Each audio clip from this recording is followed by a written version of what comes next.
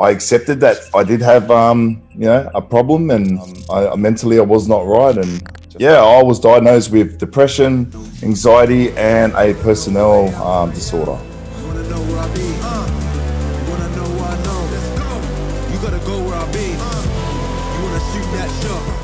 Andrew Fifita. Andrew Fifita. Here is Andrew Fifita in the ejector seat. He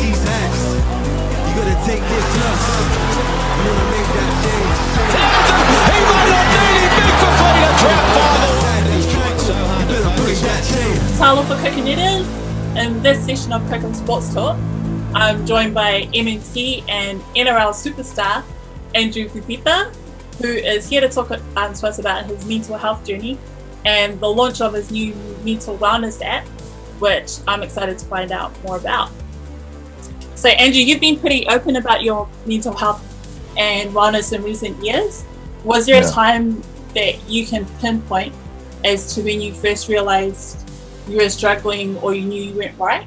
For me, it would be 2014. 2014 was a really bad year for myself. I guess on the field, nothing was going right for me.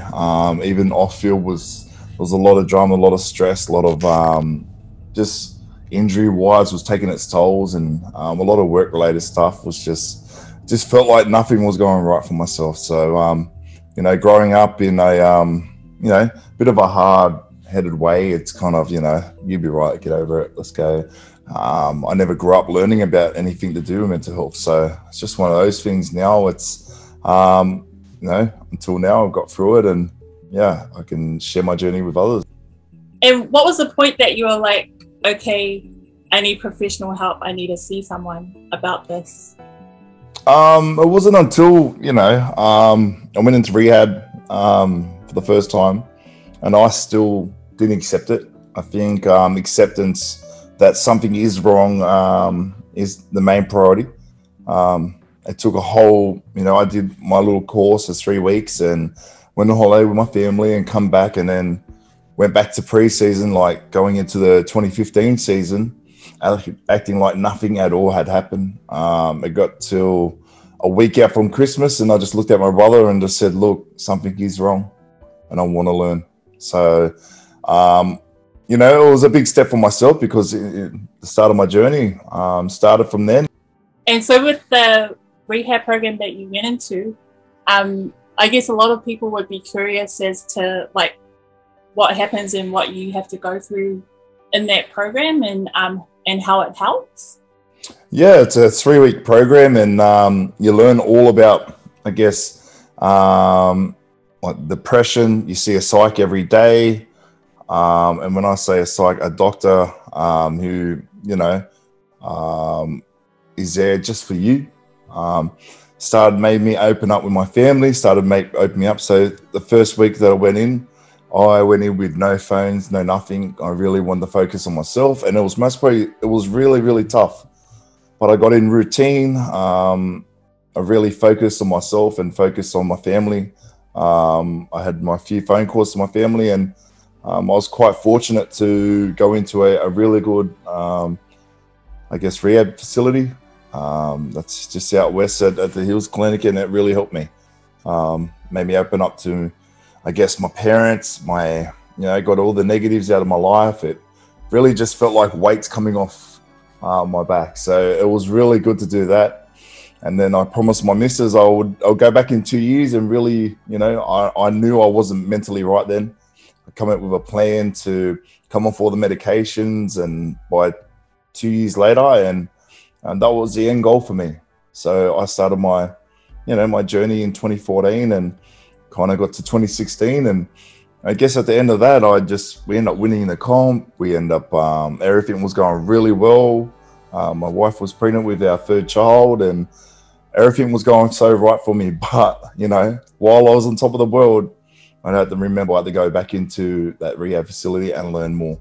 So I think it was the best thing I ever did, because from then it's taken me to where I am now. I'm pretty much, I think I'm one module away from becoming a full qualified counsellor. you know, I've created this Croo app with some co-friends of mine. I've done this elite well-being. It's really just going up from there. It's a space I really want to get into and work with troubled kids and just kind of preach on it too. A couple of years ago, New Zealand had one of the worst youth suicide rates, and Pasifika and Maori had increased their suicide rates quite significantly.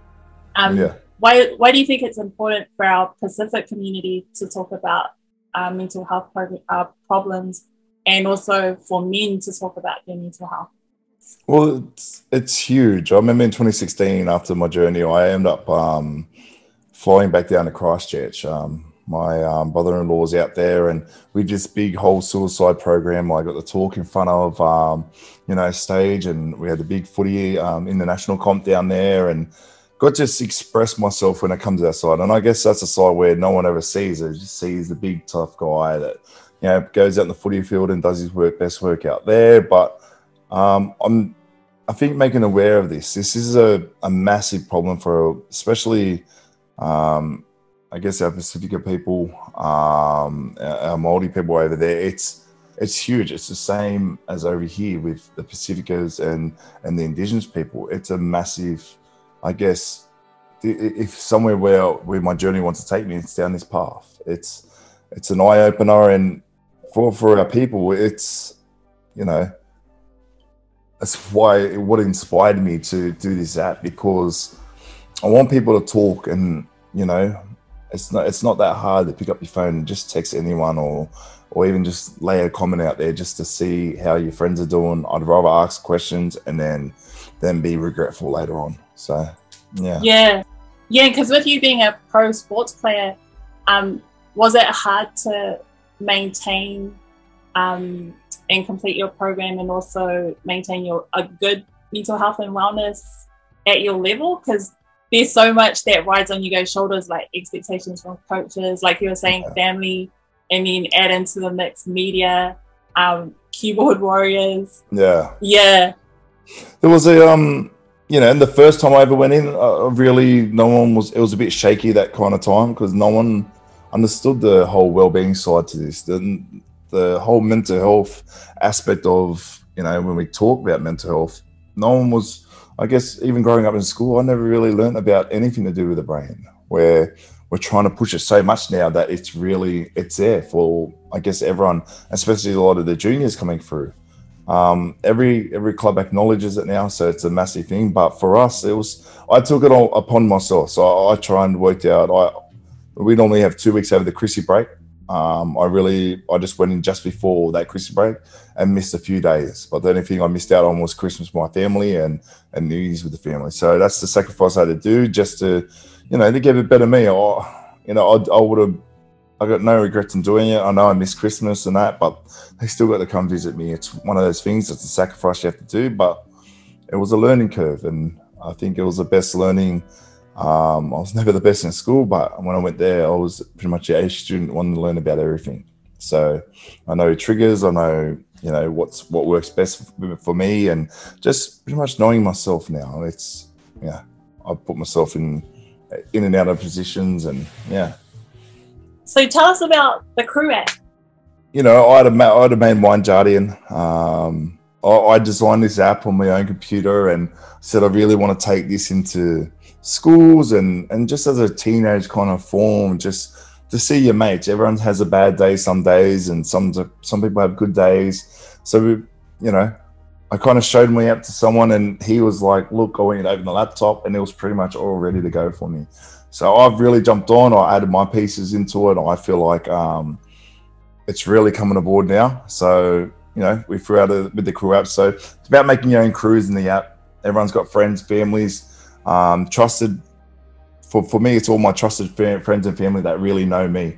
So it asks you 5 questions of a morning. And it's all strictly about you, the science behind it. You know, my friend's really done the whole algorithm and that behind the scenes, where all mine are at the moment, it's all about pre-season and training and how my body and my nutrition is. And it's kind of weird because it just follows whatever the path that we're going down. And, you know, I've got a few mates in the gaming world, and it's always, how active have you been?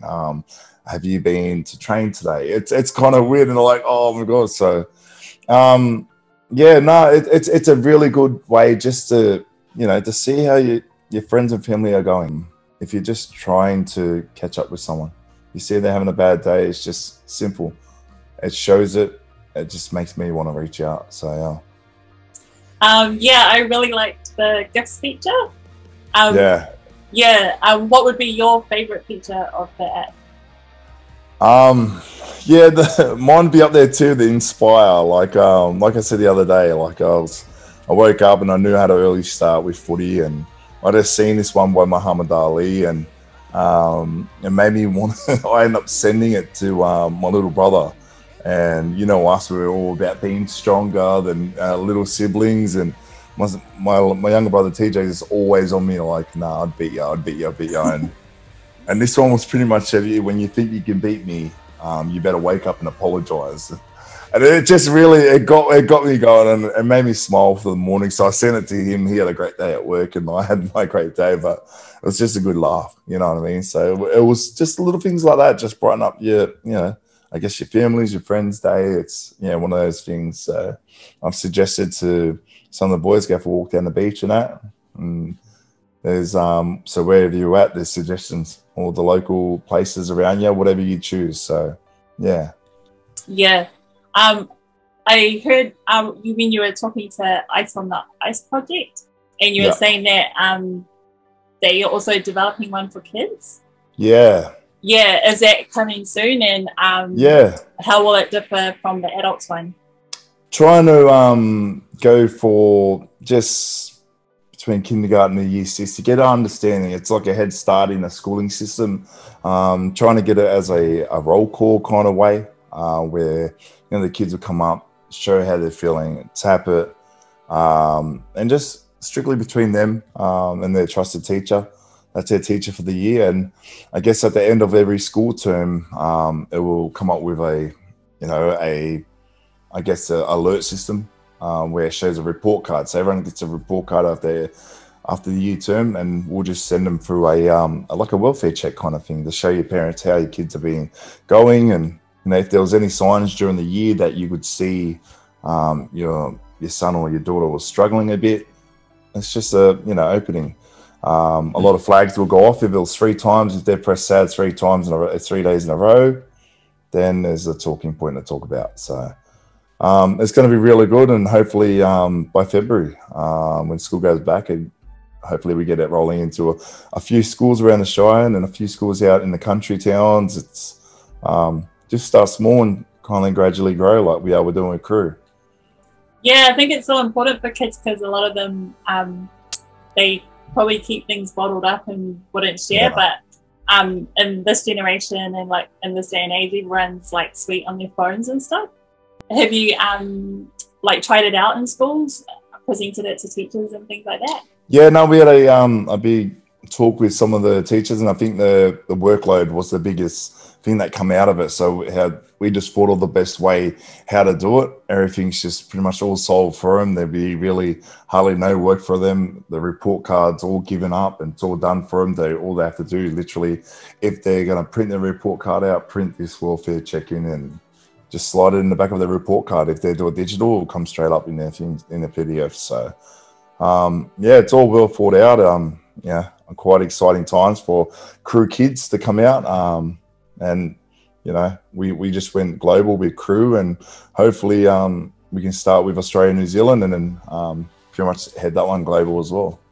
How would it help people who are actually living with mental health issues? Is it more so that they're able to just express how they're feeling through the app? Yeah, that's it. A lot of, I guess, of our people, and, you know, a lot of people don't like to talk about this. It's a real rare that they really want to come out and say, look, I'm very sad today. It's just a way to kind of break that little stigma. It's just kind of like, you don't have to think, just drop the text. There's an alert button that you can just press, and it just makes your mates, like if I press it, all my family and my friends, just the trusted ones, will get an alert on their phones. Andrew's not doing really well today. Just maybe see how he's going. It's just about reaching out to your friends and just a little, you know, a little gesture there. So like it's just one of those things that you know, it happens in life, but we just want to make it known. So yeah. Is there any message you'd personally like to give to the Pasifika community in regards to men's health and mental health? When you're feeling tired and out, just go for a walk. Spread the love and always be positive when it comes to mental health. Always ask the people around you, even though you might not know them, or if you go in a workplace, you know, just introduce yourself, say hello. You could be saving lives at the same time. You don't know what everyone's going through at the same time. It's just one of those things. Around the Cronulla Sharks at the moment, I think, you know, you might be the office person right up the top of the office, but still, if I see you, I'm going to say hello and see how your day is going. And just making little positive, you know, greets like that is, you know, could make the day of someone. So yeah. Awesome. Thank you so much, and all the best with the app and for the season this year. Thank you very much. Thanks for having me. So it'll be all good.